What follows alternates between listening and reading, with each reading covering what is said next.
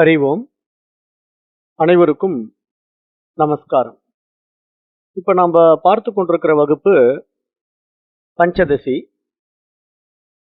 இப்ப இதுல கடந்த வகுப்புகள்ல பூத விவேகத்துல 50 ஸ்லோகங்கள் பார்த்து முடிச்சிட்டோம். அதுல கடைசியா பார்த்த 50வது ஸ்லோகத்துல நமக்கு என்ன சொல்லி புரிய வச்சார் அப்படின்னு பார்த்தா,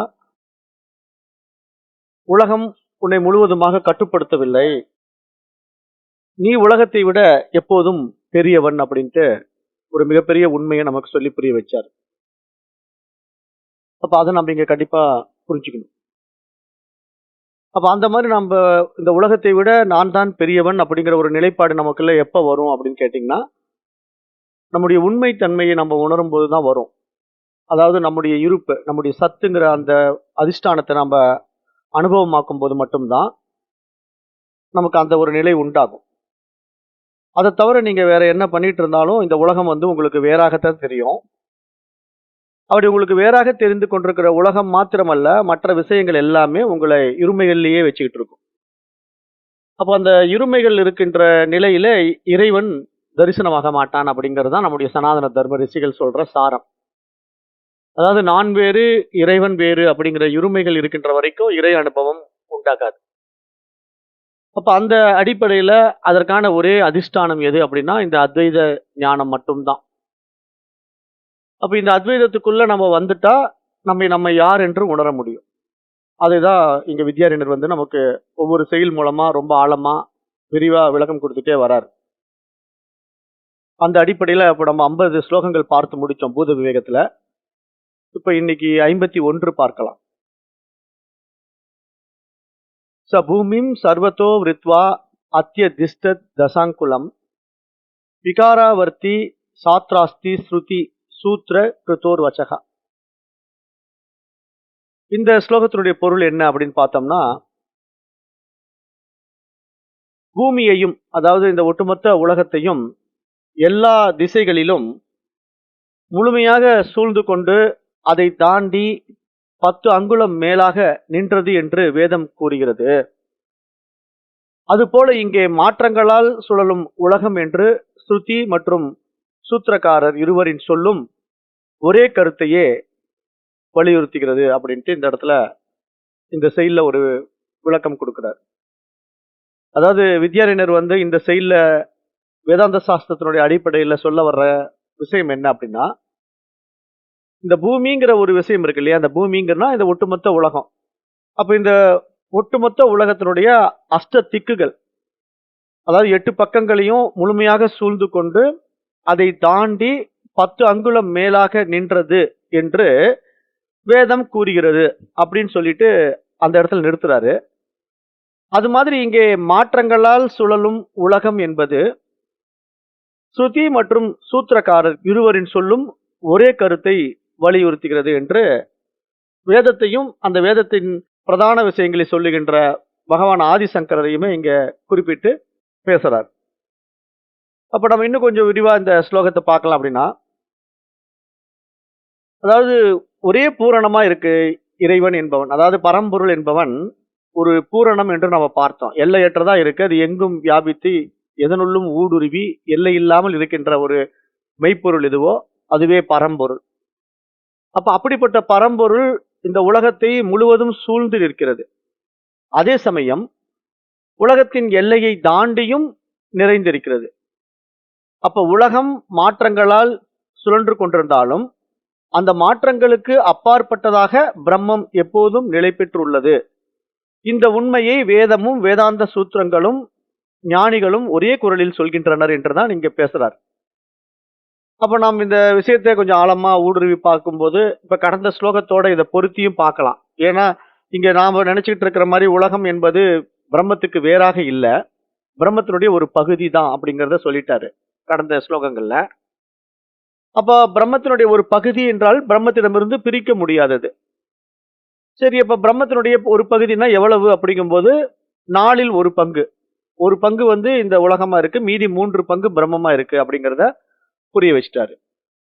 அப்ப 4 பங்கா பிரிச்சு அதுல ஒரு பங்கு உலகமா மாத்தி மீதி 3 பங்கு பிரம்மமாவே நிலைநிறுத்துறாரு. அப்படின்னா அதுக்கு என்ன அர்த்தம்னா, பிரம்மத்துக்கு முக்கியத்துவம் கொடுத்து அவரிடம் இருந்து வருகின்ற சக்திக்கு அதனுடைய அடுத்த நிலைப்பாட்டை கொடுக்கிறாரு. ஆனா அப்படி கொடுத்தாலும் கூட அந்த சக்தியானது பிரம்மத்துக்கு வேறாக இல்லை. அது பிரம்மத்திடமிருந்தே வெளிப்பட்டு விட்டதனால இந்த உலகம் என்பது பிரம்மத்திடமிருந்து பிரிக்க முடியாத ஒன்று என்ற ஒரு உண்மையையும் நமக்கு இங்க நிரூபணம் செய்கிறார். அப்ப அந்த அடிப்படையில இப்ப இந்த ஸ்லோகம் என்ன சொல்ல வருதுன்னா, இந்த உலகமும் பிரம்மமும் அப்படிங்கிற இரு உறவுகளையும் ஒன்றுதான் என்ற அடிப்படையில் நிறைவு செய்கிறது என்று நம்ம பார்க்கிறோம். அதாவது பிரம்மம் வேறல்ல, உலகம் வேறல்ல அப்படிங்கிற ஒரு விஷயத்தை புரிய வைக்கிறதுக்கான பல வேதாந்த வழிமுறைகளை நமக்கு சுட்டிக்காட்டி அதை நிரூபணம் செய்தார் என்று நம்ம பார்க்க முடிகிறது. அப்ப அதனாலதான் மகான்கள் எல்லாம் சொல்லும்போது சர்வம் பிரம்மமயம், இங்க எல்லாம் பிரம்மமயமாக இருக்கிறது என்று சொல்ல கேட்டிருக்கிறோம். சீசாவாசியம் இதம் சர்வம் என்ற உபனிஷத்தும் அதை தான் சொல்லும், இங்க இருப்பதெல்லாம் இறைவனே, இப்ப இறைவனுக்கு வேறாக இங்க எதுவுமே கிடையாது என்றுதான் எல்லா வேதாந்த சாஸ்திரங்களும் ஆழமா நமக்கு இந்த விஷயங்களை அறிவுறுத்துவதை நம்ம பார்க்க முடிகிறது. அப்ப அப்படிப்பட்ட இந்த உலகம் என்பது விவகாரத்துக்குள்ள இருக்குது. ஏன்னா மாற்றங்கள்ல வந்து வந்து போய்க்கொண்டே இருக்கு.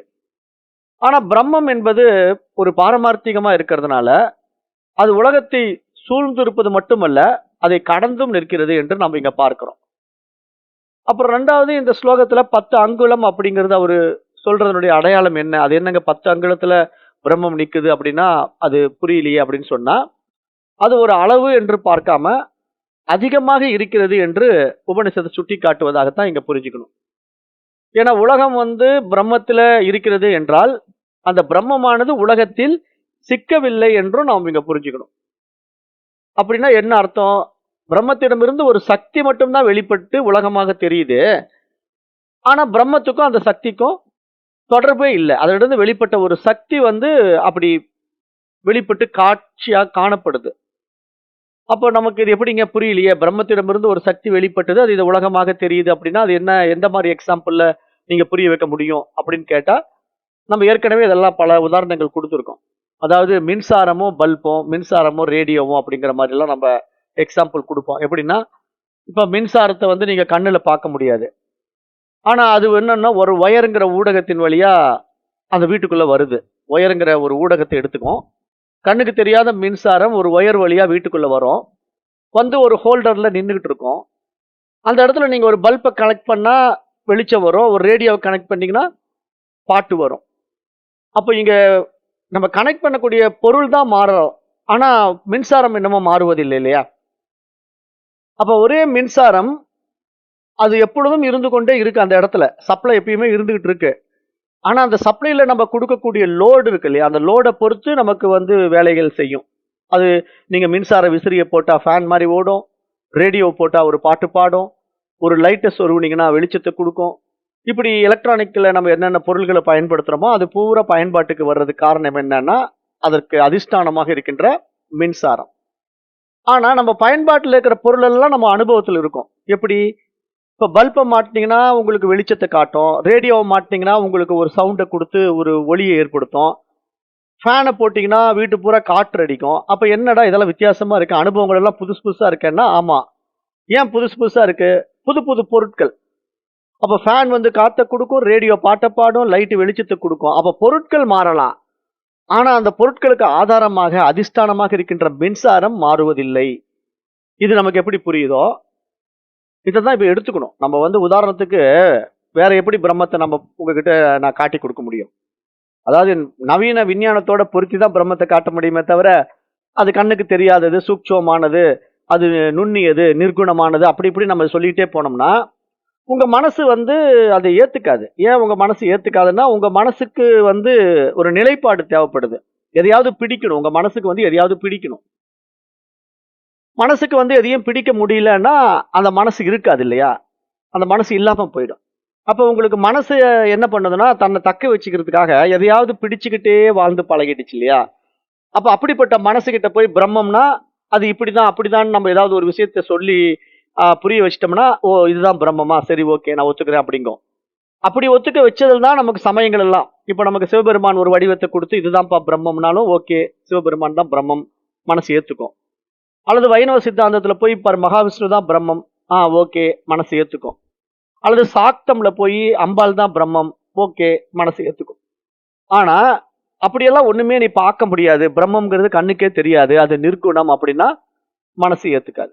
ஏன்னா கண்ணுக்கு தெரியாத ஒரு விஷயத்தை போய் பிரம்மம்னு சொன்னா அது எப்படிங்க, அது எங்க இருக்குன்னு தெரிய வேண்டாமா, அனுபவத்துக்கு வர வேண்டாமா? நீங்க ஏதோ ஒண்ணு பிரம்மம் பிரம்மம்னு சொன்னா அதை எப்படி நான் நம்ப முடியும், அது நான் ஏத்துக்க மாட்டேன்ட்டு மனசு ஒப்புக்கொள்ளாது. அப்ப இந்த நிலைப்பாடை உணர்ந்து விட்ட உத்தம ரிஷிகள் அது பல வழிகள்ல அந்த காலத்துக்கு தகுந்த மாதிரி நமக்கு ஓமானங்கள் மூலமா புரிய வச்சது மாதிரி இப்ப நம்ம இந்த காலத்துக்கு தகுந்த மாதிரி புரிய வைக்க வேண்டியதா இருக்கு. ஏன்னா காலம் மாறும்போது நமக்கு அனுபவங்களும் மாறுது. அனுபவங்கள் மாறுவது மட்டுமல்ல, நமக்கு அந்த நவீன அறிவியலோட பொருத்தி பார்த்தா இன்னும் நம்ம லகுவா புரிந்து கொள்ள முடியும். அப்ப அப்படிப்பட்ட நிர்குண ஸ்வரூபமாக இருக்கின்ற பிரம்மம் மின்சாரம் போல, சகுண பிரம்மமாக இருக்கின்ற இந்த உலகம் நம்ம அனுபவத்துல வருவது போல, இங்க மின்சாரமும் மின் விளக்கும், மின்சாரமும் வானொலி பெட்டியும், மின்சாரமும் மின் விசிறியும் அப்படிங்கிற மாதிரி நீங்க இதை பொருத்தி பார்த்தீங்கன்னா உங்களுக்கு புரிய வந்துடும். அப்போ கண்ணுக்கு புலப்படாத ஒரு விஷயம் ஒரு பல்பு மூலமா வெளிச்சத்தை கொடுக்க முடியுது. கண்ணுக்கு புலப்படாத ஒரு மின்சாரம் ஒரு ரேடியோ மூலமா சவுண்டை கொடுக்க முடியுது. அப்ப இது மாதிரி எல்லாம் செய்ய முடியுதுன்னா அதற்கு அதிஷ்டானமா எது இருக்கு? மின்சாரம் தான் இருக்கு. ஆனா அந்த மின்சாரம் அவ்வாறு மாறி மாறி வேலை செய்யுதுங்களா? அது ஒரு டைம் ரேடியோக்குள்ள பாட்டு பாடிட்டு இருங்க நான் வெளியே போயிடுறேன், அடுத்து நான் லைட்ல வெளிச்சம் கொடுக்கணும், வெயிட் பண்ணுங்க அப்படின்னு சொல்லிட்டு ரேடியோல இருந்து வெளியே போய் திருப்பி பல்ப் வழியா வெளிச்சத்தை கொடுத்துட்டு இப்ப நான் வெளிச்சத்தை கொடுத்துட்டேன், அடுத்தது ஃபேனுக்கு போயிட்டு நான் ஃபேன் காற்ற ஓட வைக்கிறேன் அப்படின்னு அது மாறி மாறி வேலை செய்தா? இல்ல, அது மாறாமல் இருக்கிறது. மின்சாரம் பொறுத்த வரைக்கும் எங்கும் எதிலும் வியாபித்து இருக்கிறது. அதுல கனெக்ட் ஆகிறதெல்லாம் மாறி மாறி வேலை செய்யுது. அதே மாதிரி இங்க பிரம்மம் தன்னில் தானாய் தன்மயமாய் தனித்துவமாய் சுயம் பிரகாசமாய் இருக்கிறது. அதுல கனெக்ட் ஆகிறதெல்லாம் மாறி மாறி வேலை செய்யுது. அப்ப அதுல கனெக்ட் ஆகிறது தான் இங்க உலகம். அந்த உலகத்துல ஒவ்வொருத்தரும் ஒவ்வொரு மாதிரி கேரக்டர் எல்லாம் மாறி மாறி வராங்க. இப்ப இந்த பாயிண்ட அப்படியே நம்ம எடுத்து பிரம்மத்தோட பொறுத்துனா நீங்க எப்படி பிரம்மத்தை கற்பனை பண்ணிக்கிறீங்க? சிவபெருமான் மாதிரி இருப்பாருங்க, அல்லது மகாவிஷ்ணு மாதிரி இருப்பாருங்க, அல்லது அம்பாள் மாதிரி இருப்பாருங்க அப்படின்னு நீங்க கற்பனை பண்ணிக்கிட்டீங்கன்னா அந்த நிலைப்பாடு அந்த பிரம்மத்துக்கு ஒரு பவுண்டரியா மாறிடும். அது எப்படி நீங்க புரிஞ்சுக்கணும் அப்படின்னா, இப்ப மின்சாரத்தை எடுத்து பல்புக்கு மட்டும்தான் சாத்தியங்க அப்படின்னா அந்த மின்சாரத்துக்கு ஒரு பவுண்டரியை நீங்க கிரியேட் பண்ணிட்டீங்க. நீங்க என்ன நினைச்சுக்கிட்டீங்கன்னா, மின்சாரமா இருந்தா அது வெளிச்சம் மட்டும்தான் கொடுக்கணும், வேற எதுவுமே செய்யக்கூடாது அப்படிங்கிற மாதிரி ஒரு கண்டிஷனை நீங்களே கிரியேட் பண்ணிக்கிட்டு, நீங்க மின்சாரம் வருங்க ஆனா அது வெளிச்சத்தை மட்டும்தான் கொடுக்கும், பாட்டெல்லாம் பாடாது அப்படி நீங்க ஒரு கண்டிஷன் போட்டா எப்படி இருக்கும்? விஞ்ஞானிங்க ஏத்துக்குவாங்களா? விஞ்ஞானிங்க என்ன சொல்லுவாங்க, என்னையா முட்டாள்தனமா வளரிட்டு இருக்க, மின்சார வெளிச்சமும் கொடுக்கும், பாட்டும் பாடும், மின் விசிறியை சுத்த வைக்கும், அது என்ன வேணா கனெக்ட் பண்ற கனெக்ஷனை பொறுத்து வேலை செய்யும், அதனால நீ இதுதான் செய்யும்னு சொல்லி ஆர்குமெண்ட் பண்ணக்கூடாது அப்படின்னு நம்மள திட்டுவாங்க. யாரு? விஞ்ஞானிங்க. அது மாதிரி இங்க பிரம்ம ஞானிகள் நம்ம கிட்ட என்ன திட்டுறாங்கன்னா, பிரம்மம்னா அது எல்லா இடத்துலயும் வியாபிச்சிருக்கு, அதுல கனெக்ட் பண்றது மாறி மாறி வேலை செய்யறதை வச்சுக்கிட்டு நீங்க சிவத்தோட கனெக்ட் பண்ணிட்டு சிவன் தான் பிரம்மம்னு சொல்றதுக்காக நம்ம ஏத்துக்க முடியாதுங்க. நீங்க விஷ்ணுவோட கனெக்ட் பண்ணிட்டு விஷ்ணு தான் பிரம்மம்னு சொல்றதுனால நாங்க ஏத்துக்க முடியாதுங்க. சக்தியோட கனெக்ட் பண்ணிக்கிட்டு அம்பாள் தான் பிரம்மம்னு சொன்னா ஏத்துக்க முடியாது. ஏன்னா உங்களுடைய மனப்பான்மையை அப்படி நீங்க வச்சுக்கிட்டு இருக்கீங்க, அம்பாள் தான் பிரம்மம்ட்டு. அது சாக்தத்தை சேர்ந்தவங்க. சைவத்தை சேர்ந்தவங்க சிவம் தான் பிரம்மம் அப்படின்னு முடிவு பண்ணிட்டாங்க. அது மாதிரி வைணவத்தை சேர்ந்தவங்க விஷ்ணு தான் பிரம்மம்னு முடிவு பண்ணிட்டாங்க. அப்ப இவங்க முடிவை ஒரு முடிந்த முடிவாக நாம் எடுத்துக்கொள்ள முடியுமா அப்படின்னா முடியாது என்று நம்முடைய முனிவர்கள் சொல்கிறார்கள், நம்முடைய ரிஷிகள் சொல்கிறார்கள். அப்ப நாம இதை கொஞ்சம் ஊடுருவி பார்க்கணும் இல்லையா? ஏன்னா அதான உண்மையும். நடைமுறையில நவீன உண்மை எப்படி நமக்கு பொருந்துதோ அது மாதிரி பண்டைய உண்மையும் நமக்கு பொருந்தும். அதுக்கு நமக்கு என்ன தேவைப்படுது? புரிதல் தான் தேவைப்படுது, அந்த மெச்சூரிட்டி தான் தேவைப்படுது. அப்ப அந்த மெச்சூரிட்டிங்கிறது எந்த அடிப்படையில தேவைப்படுதுன்னா மனித அறிவில் தான் தேவைப்படும். வேற யாருக்காவது இதை சொல்லி புரிய வைக்க முடியுமா? ஒரு மிருகத்தை கூப்பிட்டு ஒரு பசுமாட்டை கூப்பிட்டு கிளாஸ் எடுத்தா புரிஞ்சுக்குமா? இல்ல ஒரு நாயை கூப்பிட்டு உட்கார வச்சு ஒரு கிளாஸ் எடுத்தா புரிஞ்சுக்குமா? அப்போ அப் டு அனிமல் வரைக்கும் இந்த மாதிரி ஒரு உயர் பரிமாண அனுபவத்தை சுட்டி காட்ட கூட முடியாது. ஆனா மனிதனா பிறந்த ஒரு மனிதனுக்கு மட்டும்தான் இந்த விஷயத்தை சுட்டி காட்ட முடியும். ஆனா சுட்டி காட்டுற ஒரு நிலைக்கு கூட அந்த மனிதன் முன் வர வேண்டும் இல்லையா? ஏன்னா இப்படி ஒரு விஷயம் இருக்குப்பா, பிரம்மம்னு ஒண்ணு இருக்கு, அது இப்படித்தான் இருக்குது, அது இந்த மாதிரி அனுபவம் ஆகுது, நீ அனுபவப்படுற ஒரு விஷயத்துக்குள்ள போய் பிரம்மத்தை பவுண்டரிய உருவாக்காத, இதுதான் பிரம்மம் என்ற ஒரு பவுண்டரியை கிரியேட் பண்ணாத, அது உன்னுடைய அஜ்ஞானம் அறியாமை அப்படின்னு சொல்லி நம்மள அந்த பிரம்மத்தினுடைய உண்மை தன்மைக்கு ரிஷிகள் அழைத்து செல்கிறார்கள். அப்படி பார்க்கும்போது இந்த உலகம் என்ற ஒரு விஷயமே பிரம்மத்தினுடைய ஒரு பகுதி தான் அப்படிங்கறது நமக்கு நிரூபணம் செய்வது. நம்ம அதை எப்படி எடுத்துக்கணும்? விசாரணை பண்ணி விவேகத்தினால அந்த உண்மை தன்மையை நம்ம உள்வாங்கிக்கணும். அதை விட்டுட்டு இது நடக்காது, இது முடியாது, இப்படிதான் நான் பிரம்மத்தை முடிவு பண்ணி வச்சிருக்கேன், நீங்க என்னமோ வளரிட்டு இருக்கீங்க, நாமளா ஒரு முடிவு தீர்மானம் பண்ணிட்டோம்னா அது அவ்வளவுதான். நம்ம மனித அறிவுல வந்துமே அதை பயன்படுத்த தெரியாத ஒரு நிலைக்கு தள்ளப்பட்டிருக்கிறோம் என்பதற்கு அடையாளம் என்றுதான் பார்க்கணும். அப்ப இந்த இடத்துல அதுதான் இங்க புரிய வைக்கிறாரு. ஏன்னா உலகம் என்பது பிரம்மத்தினிடத்தில் உள்ளது, ஆனால் பிரம்மமோ உலகத்தில் இல்லை. எப்படி பாயிண்ட் பாத்தீங்களா? அதாவது உலகம் அப்படிங்கிற ஒரு விஷயம் பிரம்மத்தினிடத்தில் உள்ளது, ஆனா பிரம்மம் உலகத்தில் இல்லை அப்படின்னா நீங்க எப்படி புரிஞ்சுக்கணும்? அப்ப எல்லாம் பிரம்மம், பிரம்மம் இருப்பதினால் இங்கு உலகம் இருப்பது போல தோன்றுகிறது. ஆனா உலகம் தான் இருக்குதுங்க, அதுக்குள்ளதான் பிரம்மம் இருக்குதுங்க, அதுதாங்க சிவபெருமான்னு சொன்னா நம்ம ரிஷிகள் ஏத்துக்க மாட்டாங்க. உலகம் இருக்குதுங்க, அந்த உலகத்துக்குள்ள பிரம்மம் இருக்குதுங்க, அந்த பிரம்மம் தாங்க விஷ்ணு அப்படின்னு சொன்னா நம்ம ரிஷிகள் ஏற்றுக்கொள்ள மாட்டாங்க. இதுதான் நம்ம சனாதன தர்ம ரிஷிகளுடைய சாரம், அவங்க வாழ்ந்த அத்வைத ஞானத்தின் அனுபவங்க. அப்ப அதை நம்ம இங்க நல்லா உள்வாங்கிக்கணுங்கிறத இங்க வித்யாரண்யர் விளக்குறார். அப்ப நாம இதை நல்லா புரிஞ்சுக்கணும். ஏன்னா ஒரு ஸ்லோகத்தை அவங்க எடுத்து புரிய வைக்க விரும்புறாங்கன்னா அதுக்கு பல விஷயங்களை ஓமானமா கொடுப்பாங்க. அப்படித்தான் இங்க ஓமானம் கொடுக்கிறார். இங்க அவர் கொடுக்கிற ஓமானம் வந்து அந்த 10 அங்குல அளவல்ல, அதுல இருந்து அதிகமாக அது இருக்குது பிரம்மம். அப்புறம் அந்த பிரம்மம் வந்து வெறும் அந்த ஒரு குறிப்பிட்ட பகுதிக்குள்ள மட்டும் அடங்கல, அது அதையும் தாண்டி நிறைந்திருக்கிறது, அது உலகத்திலையும் இருக்குது, உலகத்தை தாண்டியும் நிறைந்திருக்கிறது. அப்படி இப்படின்னா நமக்கு புரிய வைக்கிறாங்கன்னா நாம உடனே ஒரு உருவத்துக்குள்ளேயோ இல்ல வேற ஒரு கற்பனைக்குள்ளேயோ போயிடக்கூடாது. அப்போ இப்ப இவ்வளவு தூரம் நம்ம சொல்லிட்டு வந்த இந்த விஷயங்களை வச்சு இப்ப நீங்க பிரம்மம்ங்கிற ஒரு முடிவை ஃபர்ஸ்ட் முடிவு செய்யணும். அப்ப பிரம்மம்ங்கிறது எப்படி இருக்குங்க அப்படிங்கறத நாம ஏற்கனவே முடிவு செஞ்சுட்டோம். யாரு? நம்ம அத்வைதிகள் தான் முடிவு செஞ்சுட்டோம். வேற துவைதிகள் எல்லாம் பிரம்மத்தை முடிவு செய்யல. ஏன் துவைதிகள் பிரம்மத்தை முடிவு செய்யலன்னா, துவைதிகளை பொறுத்த வரைக்கும் சிவம் பிரம்மம், விஷ்ணு பிரம்மம், அம்பாள் பிரம்மம், சூரியன் பிரம்மம், அதாவது என்னென்ன நீங்க சமயத்துக்குள்ள இருக்கீங்களோ அதுதான் பிரம்மம் உங்களுக்கு. இப்ப விநாயகர் வழிபாடு பண்ற காணாபத்தியத்துல வந்தீங்கன்னா விநாயகர் தான் பிரம்மம். முருகனை வழிபாடக்கூடிய கௌமாரத்துக்குள்ள வந்தீங்கன்னா முருகன் தான் பிரம்மம். சிவனை வழிபடுகின்ற சைவத்துக்குள்ள வந்தா சிவம் தான் பிரம்மம். விஷ்ணுவை வழிபடுகின்ற வைணவத்துக்குள்ள வந்தா விஷ்ணு தான் பிரம்மம். இப்படிதான் சமயங்கள் மூலமா பிரம்மம் சுட்டி காட்டப்படுகிறது. ஆனா நம்ம சனாதன தர்ம ரிஷிகள் சொல்ற சாஸ்திர உண்மை என்ன அப்படின்னா, அந்த பவுண்டரிக்குள்ளேயே பிரம்மம் இல்லை, ஆனா பிரம்மத்துக்குள்ளதான் இந்த உலகமே இருக்கு அப்படிங்கிற ஒரு மிகப்பெரிய உண்மையை சுட்டி காட்டும் போது, இப்ப உண்மையா பிரம்மம் எப்படி இருக்கு அப்படிங்கறது அத்வைதிகள் கிட்ட கேட்டா மட்டும்தான் சொல்லுவாங்க.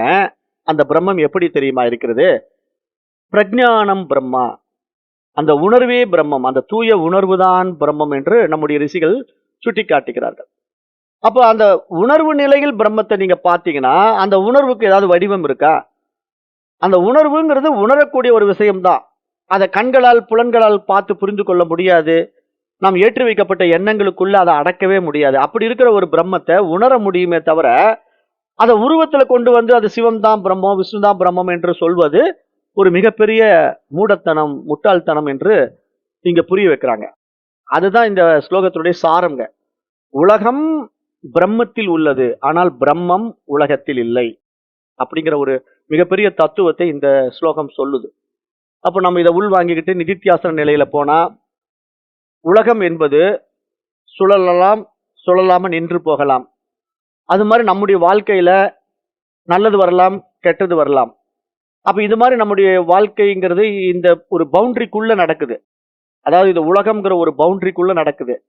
அப்ப அந்த மாதிரி ஒரு பவுண்டரிக்குள்ள வந்துட்டா அதுல நல்லதும் இருக்கு, கெட்டதும் இருக்கு. அந்த அடிப்படையில சுகமும் இருக்கு, துக்கமும் இருக்கு. அப்ப இதெல்லாம் நம்முடைய வாழ்க்கையில் நிகழ்கின்ற நிகழ்வுகள்ல வருகின்ற மாற்றங்கள் என்பதனால இங்க நிதித்தியாசனத்துல நீங்க மாற்றங்களை கவனிக்கலாம். அதே சமயம் அந்த மாற்றங்கள் அதிஷ்டானமா மாறாத ஒன்று இருக்குது இல்லையா, அந்த இருப்பை நீ உணர்ந்து கொள். இதுதாங்க நிதித்தியாசனம். அதாவது நம்மை நாம் உணரும் பொழுது இந்த மாற்றங்கள் என்னிடத்தில் நடக்கிறது, ஆனால் எனக்கு இல்லை. நான் சொல்ற பாயிண்ட் புரியுதுங்களா? அதாவது உலகம் என்பது என்னிடத்தில் நிகழ்கிறது, ஆனால் நான் உலகம் இல்லை. அப்ப என்ன, என்னுடைய சக்தி தான் இந்த உலகமா இருக்கு. அப்ப இந்த உலகத்துல இந்த உடலாக இருக்கலாம், மனம் சக்தியாக வெளிப்பட்டு விவகாரங்கள் பண்ணலாம்.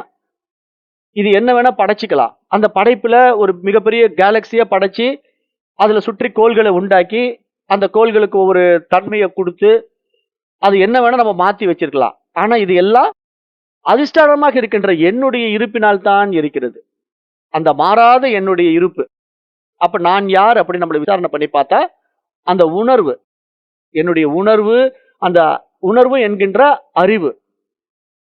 ஏன் நம்ம அந்த உணர்வு அறிவு அப்படின்னு ஒரு வார்த்தை சொல்றோம் அப்படிங்கிறத நான் ஏற்கனவே விளக்கம் கொடுத்திருக்கிறேன். நிறைய பேருக்கு அது ஞாபகம் இருக்கான்னு தெரியல. இப்ப வேத சாஸ்திரம் பிரஜ்ஞானம் பிரம்மா, பிரக்ஞையே பிரம்மம் என்று சொல்லுது. ஆனா சாஸ்திர ரீதியா நம்ம உபனிஷத்துக்கள்ல பேசும்போது அறிவு தான் பிரம்மம் என்று சொல்லுது. சித்து தான் பிரம்மம், சித்து தான் பிரம்மம் நிறைய இடத்துல சொல்லிக்கிட்டே வரும். அப்ப என்னங்க, ஒரு டைம் பார்த்தா உணர்வு தான் பிரம்மம்ங்கிறீங்க, ஒரு டைம் பார்த்தா அறிவு தான் பிரம்மம்ங்கிறீங்கிற கேள்வி நிறைய பேர் எழுப்புறீங்க. அதுக்கு என்ன காரணம்னா, நீங்க இடையில அரைகுறையா இந்த பாடத்தை படிச்சதுனால எழுப்பலாம். ஆனா விஷயம் என்ன அப்படின்னா, இப்ப உணர்வு அப்படிங்கிற ஒரு விஷயத்த உணர்பவன் யாரோ அவன் அதை அறிகிறான் இல்லையா, அதுக்கு பேர் அறிவு. அதுக்கு உதாரணம் என்ன அப்படின்னா, இந்த படைப்பின் சாரம் முதல்ல எங்க தொடங்குது? தொடு உணர்வுல தானே தொடங்குது. நம்ம அப்படித்தானே புரிய வச்சோம். நம்ம வகுப்புல பிரஜ்ஞானம் பிரம்மா, இந்த பிரக்ஞையே, இந்த உணர்வே இறைவன் அப்படிங்கிற ஒரு மிகப்பெரிய ரகசியத்தை நம்முடைய வேத ரிஷிகள் நமக்கு புரிய வைக்க வரும்போது, அப்ப இந்த படைப்பின் சாராம்சத்தை, அந்த உணர்வே பிரம்மம் என்று யார் ஒருவன் உணர்ந்து கொள்கிறானோ அவன் பிரம்மம் ஆகிறான். ஆனா அவன் உடனடியா உணர்ந்து கொள்வானா? அவனுக்கு உடனே மனித பிறவி கிடைச்சிருமானா? அப்படி கிடைக்கல. அவன் முதல்ல என்ன பண்ணான்? கல்லா மண்ணா இருந்தான் பரிமாணத்துல. அப்ப ஜடம் மாதிரி கடந்தான். அடுத்த பரிமாணத்துக்குள்ள அது ஒரு தாவரமா மாறும்போது, அந்த தாவரத்துல ஒரு உணர்வு கிடைச்சது பாருங்க. தொடு உணர்வுங்கிற ஒரே ஒரு உணர்வு மட்டும்தான் முதல்ல கண்டுபிடிக்க முடிஞ்சது. அந்த நிலை என்ன நடந்ததுன்னா, அந்த உணர்வு பார்த்தா தொடு உணர்வுங்கிறது நமக்கு தெரியும். ஆனா தொட்ட உடனே அந்த தொட்டாஞ்சுருங்கி செடி சுருங்குது. அப்ப தொட்டாஞ்சுருங்கி செடி சுருங்க உடனே அந்த செடிக்கு யார் சொல்லி கொடுத்தா? உன்னை யாரோ தொடுறாங்க, நீ சுருங்கிக்கோ அப்படின்ட்டு. அப்ப அந்த உணர்வுக்கு தன்னை யாரோ தொடுகிறார்கள்ங்கிற ஒரு அறிதல் இருக்கு இல்லையா, ஒரு புரிதல் இருக்கு இல்லையா, அப்பதானே அது சுருங்க முடியும். இல்லைன்னா அதுக்கு எப்படி தெரியும்? என்ன இப்போ ஒருத்தர் தொட்டுட்டாங்கன்னா, யாரோ என்ன தொட்டுட்டாங்கன்னு தானே அது சுருங்குது. அப்படியே சுருங்காம கம்முனே இருந்தா அது ரியாக்ட் பண்ணுதா பண்ணலையான்னு கூட நமக்கு தெரியாதுல்ல. இப்ப கல்ல போய் நீங்க தொட்டீங்கன்னா அந்த கல்லு சுருங்குதா விரியுதா ஒன்னும் பண்றது இல்ல, அது பாட்டு கிடக்குது. அப்ப அது மாதிரி கல்லு கல்லா கிடந்தா, மண்ணு மண்ணா கிடந்தா நம்ம அதை என்ன சொல்றோம்? ஜட பொருள்ங்கிறோம். ஆனா ஏதோ ஒரு ரியாக்ட் பண்ணுச்சுன்னா அது உணர்வு பொருள். அப்ப உணர்வு பொருள்னா நீங்க அந்த இடத்துல என்ன புரிஞ்சுக்கணும்? உயிர் உள்ள பொருள்னு அர்த்தம். உணர்வு பொருள்னா உயிர் பொருள்னு அர்த்தம். அந்த உணர்வு தான் உயிரா இருக்கு. அப்போ அந்த தாவரமானது உணர்வு பொருளா இருக்கிறதுனால அது தன்னை உணருது, யாரோ என்னை தொடுறாங்க அப்படின்னு உணருது. உடனே அது என்ன பண்ணுது? தன்னை தற்காத்துக் கொள்வதற்காக தன்னுடைய இலைகளை எல்லாம் சுருக்கிக் கொள்கிறது, அந்த தொட்டாஞ்சுருங்கி செடி. இந்த அறிவு எப்படி அது கிடைச்சதுங்க? அந்த உணர்வுலயே அந்த அறிவு இருக்கு. தன்னை யாரோ ஒருவர் தொடுகிறார்கள் என்று அந்த செடி தன்னை தொட்டவரை யார் என்று தெரிந்து கொள்ளாவிட்டாலும் கூட, தன்னை ஏதோ ஒன்று தொடுகிறது என்று அறிந்து கொள்கிற அந்த அறிவு அதனிடத்துல இருப்பதினால, அப்ப பிரம்மம் என்பது அந்த இருப்பு மாத்திரம் அல்ல, அது உணர்வாய் வெளிப்பட்டு பிரகாசிக்கின்ற நிலையில அது அறிவாகவும் இருக்கிறது. அனைத்தையும் அறியும் அறிவாகவும் இருக்கிறது என்ற அடிப்படையில தான் இங்க உணர்வுனாலும் அறிவுனாலும் உயிர்னாலும் எல்லாம் ஒன்றேதான். ஏன்னா உயிருள்ள பொருள் தான் அறியும், உயிரற்ற ஜடப்பொருள் எதையும் அறியாது. அப்ப உயிருள்ள பொருளா எது இருக்கோ அது அறிவு. அந்த அறிவு அந்த இடத்துல பிரகாசிக்குதுன்னு அர்த்தம். அந்த அறிவு அதுல பிரகாசிக்குதுன்னா என்ன அர்த்தம்? மின்சாரம் ஒயர்ல வீட்டு பூரா இருக்கு, ஆனா வெளிச்சம் கொடுத்தா அது பிரகாசிக்குதுன்னு அர்த்தம். பாட்டு பாடினா பிரகாசிக்குதுன்னு அர்த்தம், காற்று வீசினா பிரகாசிக்குதுன்னு அர்த்தம். அப்படி புரிஞ்சுக்கணும். அதாவது பிரம்மம் எங்கும் நிறைந்திருக்கிறது. அது ஒரு ஊடகத்தின் வழியாக ஊடுருவி வெளிப்படும் போது பிரகாசிக்கிறது. அந்த பிரகாசம் அந்த ஊடகத்தை பொறுத்து மாறலாம். ஒரு ஊடகத்துல நல்ல பவர்ஃபுல்லா அறிவாளியா பல வேலைகளை செய்யலாம், ஒரு ஊடகத்துல மந்தமா அரைகுறையா வாழ்க்கை வாழலாம், இன்னொரு ஊடகத்துல பயன்படாம அந்த கல்லு மண்ணு மாதிரி கிடக்கலாம், இன்னொரு ஊடகத்துல தாவரம் மாதிரி செயல்படலாம். இப்படி எல்லாமே ஊடகங்கள் தான் மாறும். ஆனா பிரம்மத்தில் எந்த மாற்றமும் இல்லை. அப்ப இதுக்கு என்ன உதாரணம்? அதே மின்சாரம் தான் உதாரணம். மின்சாரத்தில் எந்த மாற்றமும் இல்லை. அந்த மின்சாரத்தில் பொருத்தக்கூடிய உபகரணங்களில் தான் மாற்றம். அப்போ அந்த உபகரணங்கள் மாறி மாறி வருவதனால அந்தந்த உபகரணத்துக்கு ஏற்ற செயல்பாடு அங்க நிகழும். ஆனா அந்த நிகழ்வுனால அங்க உள்ள இருக்கிற மின்சாரம் மாறுவதில்லை. அது மாதிரி இங்க பிரம்மமும் மாறுவதில்லை அப்படிங்கிற ஒரு மிகப்பெரிய உண்மையை இந்த செயல்ல உணர்த்துறார். அப்ப இதை நம்ம புரிஞ்சுக்கிட்டு இப்ப நிதித்தியாசன நிலையில நம்ம இப்படித்தான் அனுபவத்துக்கு வரணும். அப்ப மாற்றம் என்பது என்னுள் நடக்கிறதுக்கு காரணம் என்ன? அந்த உலகம் என் மீது ஏற்றி வைக்கப்பட்டதுனால. ஆனால் நானோ அதற்கு அதிஷ்டானமாக இருக்கின்ற என்றும் மாறாதவன் அப்படிங்கிறதுல நீங்க உறுதியா நிக்கணும். அதுதான் சத்து. அப்ப அந்த சத்திலே சில நொடிகள் அப்படியே அமைதியாக இருந்து பழக பழகத்தான் நீங்க உங்க சொரூபத்துக்குள்ளேயே நிக்க முடியும் அப்படிங்கிறத நன்றாக உள்வாங்கிக் கொள்ள வேண்டும். அப்ப இந்த செயல்ல சாதகனுக்கான உபதேச குறிப்பு அப்படின்னா என்னன்னு கேட்டீங்கன்னா, இப்ப இந்த உலகம் என்பது தோற்றத்திற்கு வந்து போவதினால அது சுழன்று கொண்டு இருப்பது. அது அதனுடைய இயல்பு. அதாவது பூமி தன்னைத்தானே சுற்றுகிறது. அதனால் இரவும் பகலும் உண்டாகிறது. அந்த இரவும் பகலும் மூலமாக பல அனுபவங்கள் இந்த உலகத்திலே நிகழ்கிறது.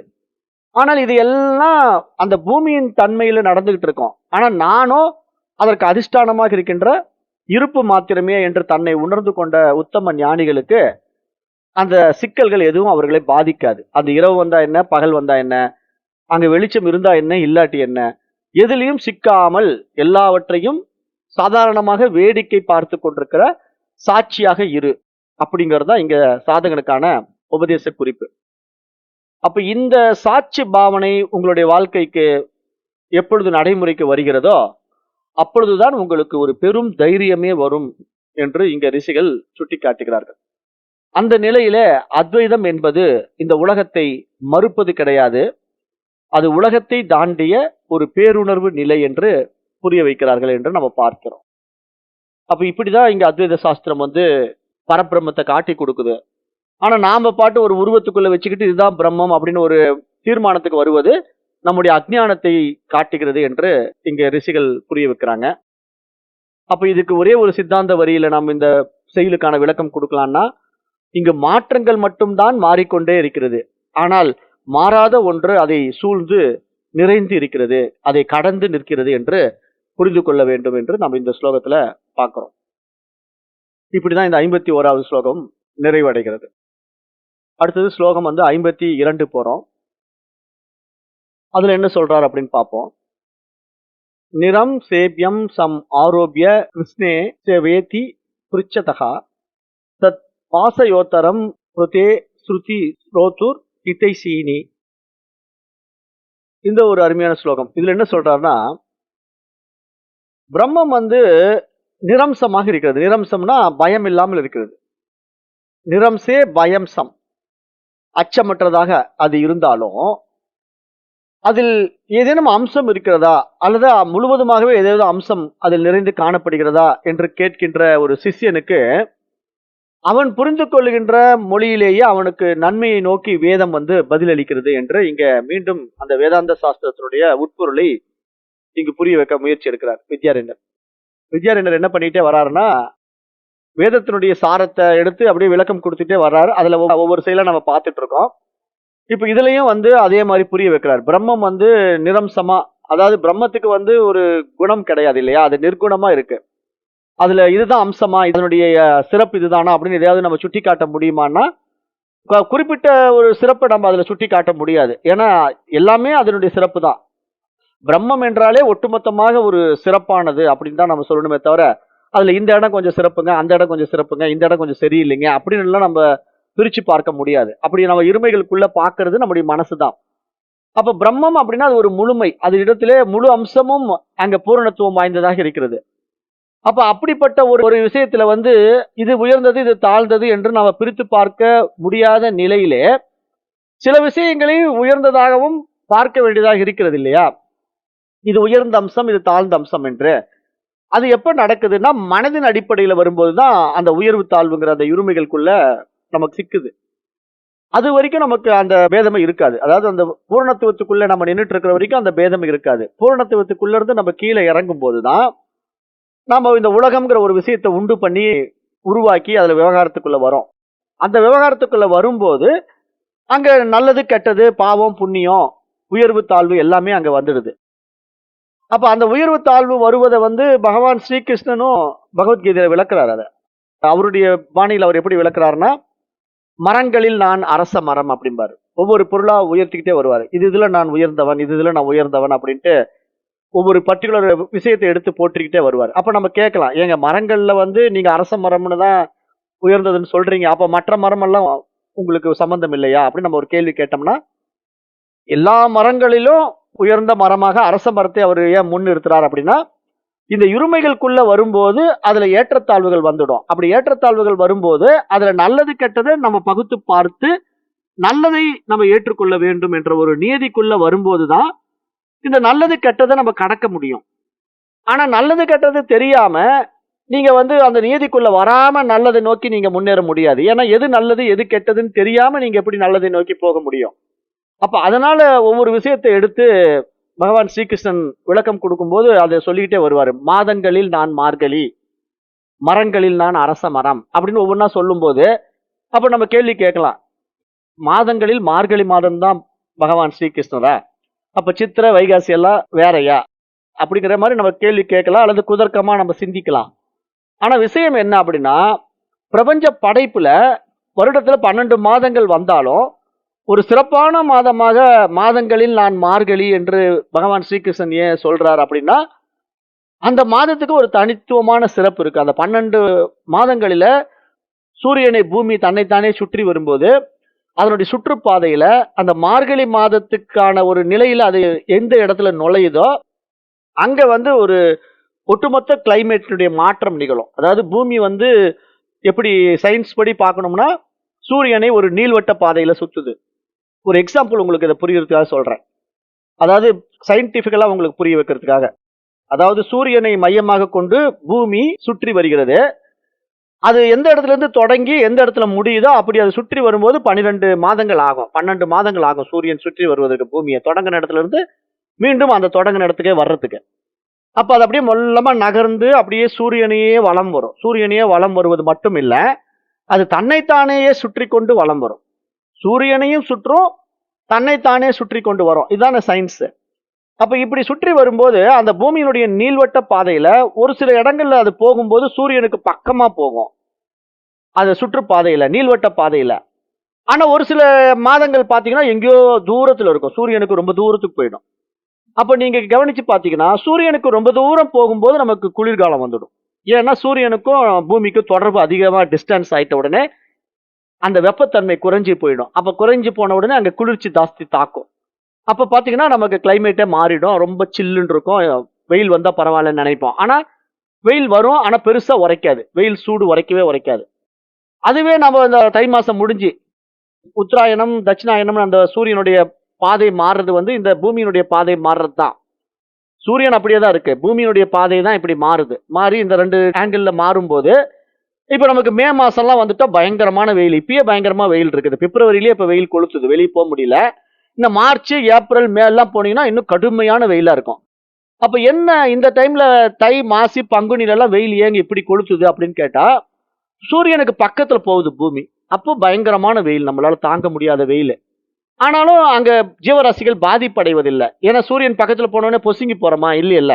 அப்ப அதுக்குண்டான டிஸ்டன்ஸ் மெயின்டைன் பண்ணாலும் நமக்கு ஒரு சுகம் கொடுக்காம ஒரு வருத்தத்தை கொடுக்குது பாருங்க. மாதங்களில வந்து சில மாதங்கள் நமக்கு சந்தோஷத்தை கொடுக்கும், சில மாசங்கள் சங்கடத்தை கொடுக்கும். ஆனா அந்த மார்கழி மாசம் வந்து ஒரு மாடரேட்டா இருக்கும், ரொம்ப வெயில் இருக்காது, ரொம்ப குளிர் இருக்காது. அந்த குளிரும் நம்மளால ரசிக்க கூடியதா இருக்கும். அந்த சில்னஸ் வந்து ஒரு ஏசி போட்ட மாதிரி இருக்கும். அது பெரும்பாலும் பிடிக்கும். அந்த வயசானவங்களுக்கு மட்டும் தான் அந்த குளிர் தாங்க முடியாது. ஆனா வயசு பசங்களுக்கு அந்த மார்கழி மாசம் எல்லாம் ரொம்ப ஒரு இன்ட்ரெஸ்டிங்கான ஒரு கிளைமேட்டா தான் இருக்கும். அது எப்பயுமே ஏசி 24/7 ஏசி போயிட்டு இருக்கிற மாதிரி அழகா போயிட்டே இருக்கும். டே டைம்ல கூட சில்னஸ் இருக்கும். அப்படிப்பட்ட ஒரு மாதம் வந்து மார்கழி மாதம். அதனால பகவான் ஸ்ரீகிருஷ்ணன் என்ன பண்றாருன்னா 12 மாதங்கள்லயே சிறப்பான மாதம் வந்து மார்கழிங்கிறத சூஸ் பண்ணி அந்த மாதங்களில் நான் மார்கழின்ட்டாரு. அதே மாதிரி மரங்கள்ல எத்தனையோ மரங்கள் இருந்தாலும் அந்த மரங்களில் நான் அரச மரம் அப்படின்ட்டாரு. அப்ப இது மாதிரி ஒவ்வொரு படைப்பினுடைய சாராம்சத்துல ஒரு பர்டிகுலர் பார்ட்டை எடுத்து இது நான் தான் அவர் ஹைலைட் பண்றாரு அப்படின்னா, அது எதுக்காக செய்யறாங்க ரிஷிகள் மகான்கள் அப்படின்னா, அந்த நன்மை உனக்கு தெரியும் போதுதான் அதுக்கு ஆப்போசிட்டா இருக்கிற தீமையும் உனக்கு தெரியும். அப்ப நன்மையும் தீமையும் பகுத்தறியப்பட்டால் தான் நீ நன்மையை நோக்கி நகர முடியும். இல்லைன்னா நீ தீமை தெரியாம தீமையில போய் வாழ்க்கையை சிக்க வச்சு வீணா போயிடுவ. ஆகவே நீ நன்மை தீமையை பகுத்து பார்த்து அந்த பகுத்தறிவு பரிமாணத்தின் உயர் பரிமாண நிலையில நீ நல்லதை நோக்கி முன்னேறி வா அப்படின்னு பகுத்து பிரித்து காட்டுவதற்கான ஒரு ஊடகமாகத்தான் மனசு படைக்கப்பட்டிருக்கு. அப்ப நம்ம இந்த பரம்பொருளை அடைவதற்கான ஒரு ஊடகமாக இந்த உடலும் மனசும் நமக்கு உபயோகத்துல இருக்குது. இல்லைன்னா நம்ம பரம்பொருளை தெரிந்து கொள்ள முடியாது. அப்ப நீங்க இங்க என்ன புரிஞ்சுக்கணும்? பரமனே தன்னை அனுபவமாக்குவதற்கான ஒரு அற்புதமான ஒரு ஊடகம் தான் இந்த மனித உடலும் மனித மனமும். அப்ப இதுலதான் நம்ம இதெல்லாம் விசாரணை பண்ணி விவேகத்தால விழித்து முன்னேறி அந்த இறைத்தன்மைக்குள்ள போக முடியும்.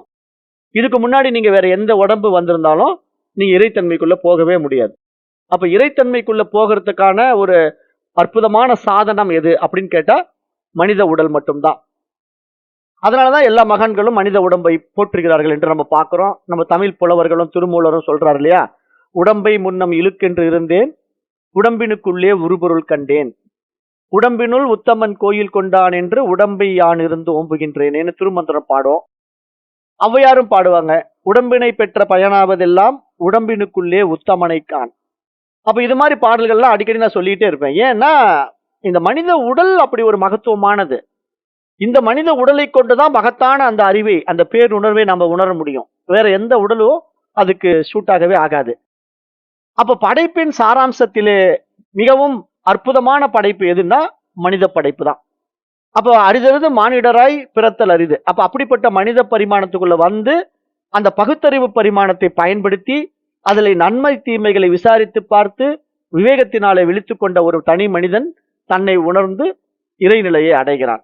அப்ப அவன்தான் மனிதனும் தெய்வமாக மாற்றம் அடைகிறான் அப்படிங்கிற ஒரு மகத்தான விஷயத்தை நம்முடைய ரிஷிகள் நமக்கு சுற்றி காட்டுகிறார்கள் என்று நம்ம இங்க பார்க்கிறோம்.